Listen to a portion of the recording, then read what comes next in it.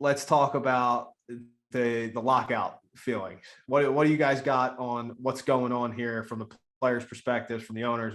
What's your thoughts on this whole situation right now? Well, we get cash under the table from the owners to support them, so we're 100% in their camp. He does. Nah, we hate it. We're livid. It's killing us. It makes our show, I don't know, infinitely harder every single day without moves like the next Brian O'Grady being signed. It sucks. We hate it. We love baseball. We just want to go through together as a show. We've never really been. Have we been through a full regular, like normal, no COVID? We're ready for the real shit. Spring training in like February, early March. Be there for a week, do all the interviews, come back for on-time opening day with full fans in attendance. All the way through into the postseason. We're ready for something normal. So selfishly, we're pissed. Yeah. We want it to get done. I think we're both firmly entrenched in the players' camp. I hate that it's playing out on Twitter. I understand why it does.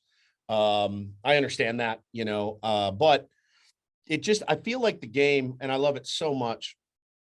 I love it. It's my heart and soul, but I feel like the game steps on its dick a lot. I really do.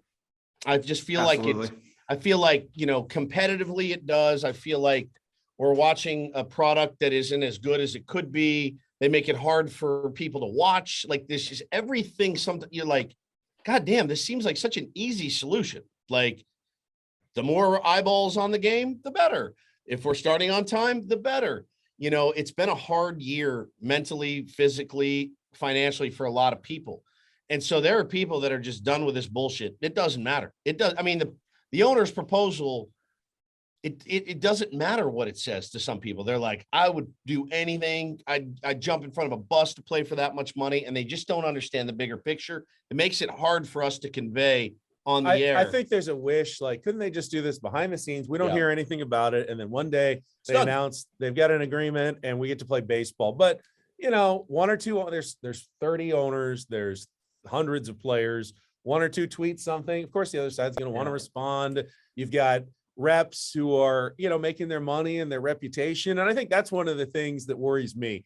I like Tony Clark. He's a San Diego guy, but everyone knows they kind of got their ass handed to him on the last negotiation. So he's got to win this one. Got to. Or, the players are going to vote him out for someone else. So he's got to stick it, hard line as hard as he can, or players are going to be unhappy and he's going to be out of a job. But is that going to get baseball back anytime soon? No, that's going to make it harder to get a deal done because they all look like they've got to win this negotiation or it's not going to go well. So it makes it hard to see how this outcome, how everyone gets on the same page and gets this done without hopefully losing any regular season games. Well, people forget too, or they just choose not to remember.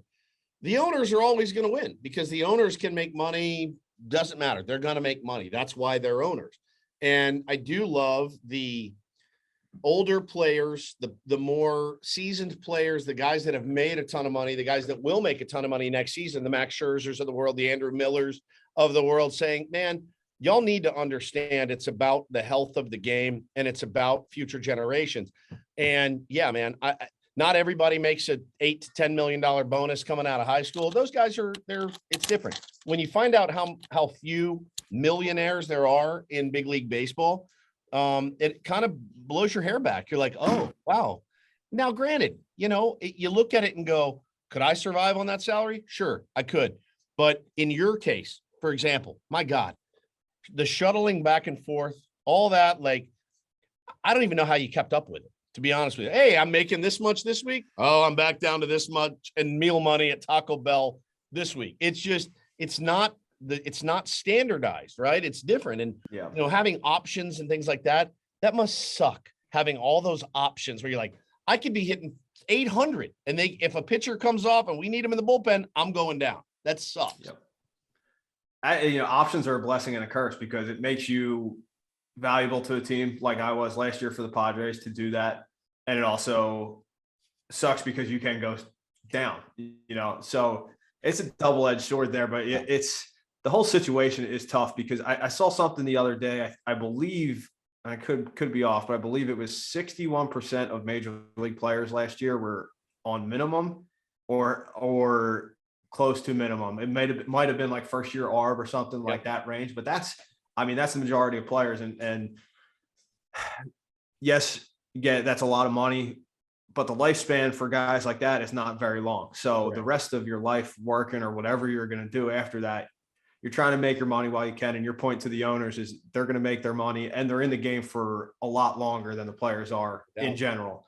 So this is not harsh, but obviously when they're selling tickets, they're putting Tatis out there. People are buying, I want to go see Fernando Tatis play. At least right now, they're not saying, I want to go see Brian O'Grady play. Now, they can't have a team without you guys, without that 61%. Right. There's no sport, there's no game.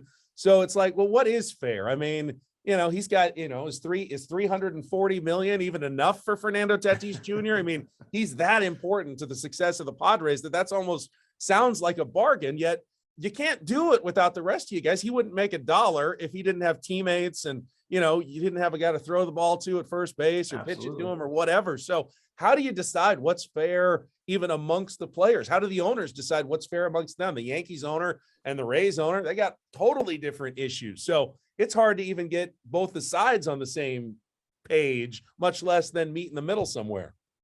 Yeah, it's and I'm a little disconnected from it now, or at least this off season.